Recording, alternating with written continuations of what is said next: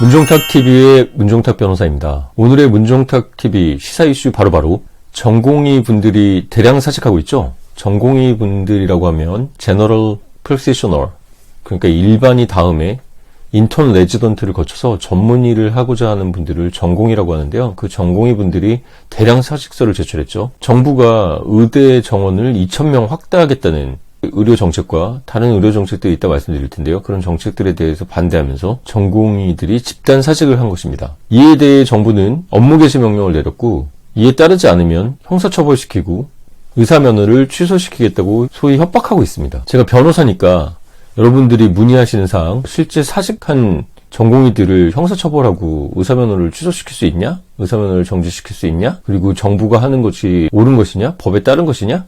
이거에 대한 쟁점을 말씀드리도록 하겠습니다. 보건복지부에 따르면은 2월 20일 현재 기준으로 100개의 수련병원이 있는데 전공의 70%가 넘는 무려 8,816명이 사직서를 제출하였습니다. 사직서를 제출한 전공의 중에 7,813명은 근무지를 이탈했다고 전해집니다. 복지부는 현장 점검하고서 사직서를 낸 전공의들에게 업무 개시 명령이란 거를 발령했는데요. 의사분들이 아무리 본인의 권리 주장이 맞다고 하더라도 환자들을 놔두고 사직서를 내는 게 맞냐? 이런 비판도 있고, 또 다른 한편에서는 이런 기피하는 필수과의 보험수과를 현실화해야지 의대 정원을 2,000명으로 갑작스럽게 늘리면 지금 교육권에서 교육도 잘 안 되고 그 2,000명 뽑은 사람들도 다 필수과가 아니라 미용시설하러 간다, 이런 비난도 있습니다. 정부는 어쨌든 총선 전에 2,000명 의대 증원을 발표를 했고 밀어붙이기 위해서 의사들 사직, 집단사직이죠. 사실상 파업인데 강경 대응하고 있습니다. 업무에 복귀하지 않으면 전공의를 처벌하겠다고 하고 있고, 경찰은 집단 행동을 주도한 사람들에 대해서 구속수사를 하겠다고 밝히고 있습니다. 제가 변호사니까 여러분들이 궁금해할 법적 쟁점, 사직서를 낸 전공의들이 실제 처벌이 될까? 의사면허가 정지가 될까? 이에 대한 법적 쟁점에 대해서 알려드리겠습니다. 기회가 된다면 다음 편에는 이번 정부 정책이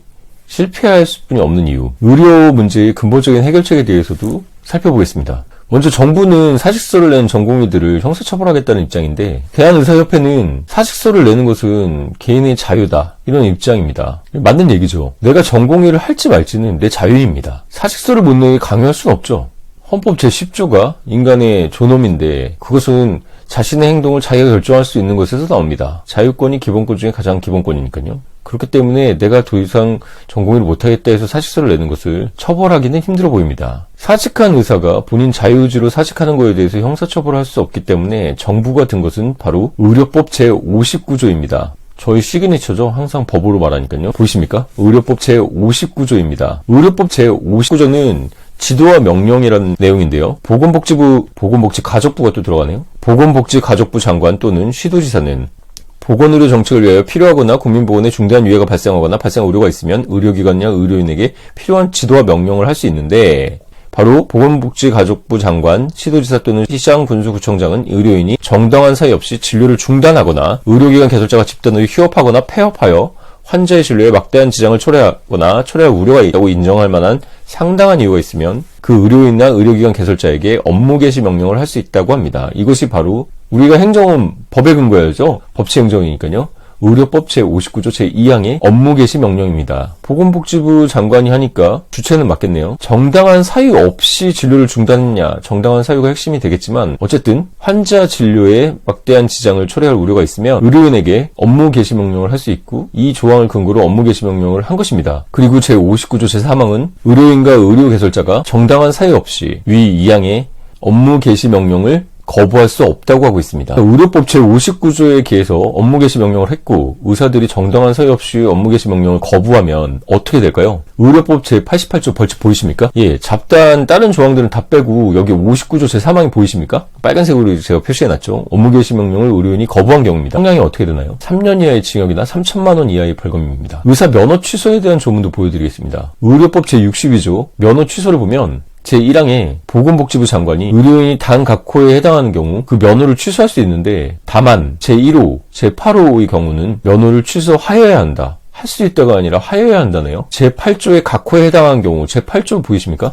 보시면 제4호 금고 이상의 실형을 선고받고 그 집행이 끝나거나 그 집행을 받지 않기로 확정된 후 5년이 지나지 않은 자. 채널 돌리지 마시고요. 제가 쉽게 설명해 드리겠습니다. 금고 이상의 실형이면 금고가 노역이 없는 징역이고 금고 위에가 징역인데 어쨌든 금고 이상이니까 징역이나 금고 받아서 깜빵 가면 깜빵 나오고 나서 5년 동안 의료인이 될 수 없다는 겁니다. 5회 금고 이상의 집행유예, 집행유예는 집행을 유예하는 것이죠. 유예기간에서 2년이 지나야지만 의료인이 될 수 있습니다. 6호 금고 이상형의 선고유예, 선고유예는 선고를 유예한 거죠. 그러면 그 유예기간이 지나야 다시 의료인이 될 수 있습니다. 자, 정리해볼까요? 금고 이상의 형을 실형을 선고받고 집행유예나 선고유예를 받았더라도 보건복지부 장관은 이런 사람들의 면허를 취소하여야 합니다. 무섭죠? 의사협회가 굉장히 이 법에 대해서 반대가 많았죠. 저도 언론사 인터뷰를 했었는데요. 법조인은 이 조항을 받아왔습니다. 변호사들은 금고 이상 형을 받으면 변호사를 할 수 없습니다. 변호사들은 특별히 법을 다루는 사람들이기 때문에 법에 대해서 준법이나 법을 지킬 것이 기대가 더 크겠죠.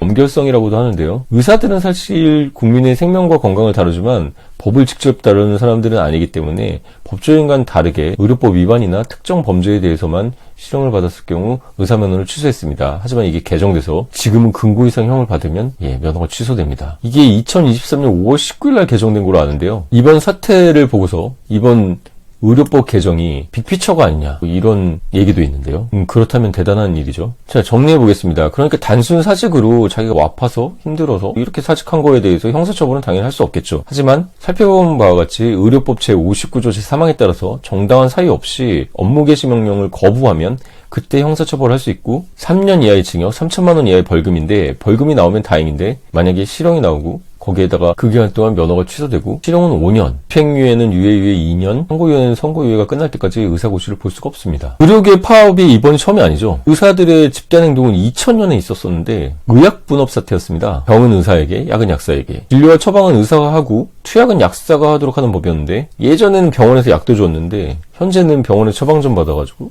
약국에 가서 약을 받아와야 되죠. 그 정책에 반대해서 한 5차례 투쟁이 있었는데 그 당시 파업을 주도한 의료부는 징역 1년에 집행유예 2년을 받은 적이 있습니다. 그때 면허가 취소됐었죠. 정부는 사직한 의료인 경우 업무 개시 명령 받고도 복직하지 않으면 처벌할 것이고 의사면허가 취소됐을 때 사후구제는 없을 것이다 이렇게 협박하고 있는데요.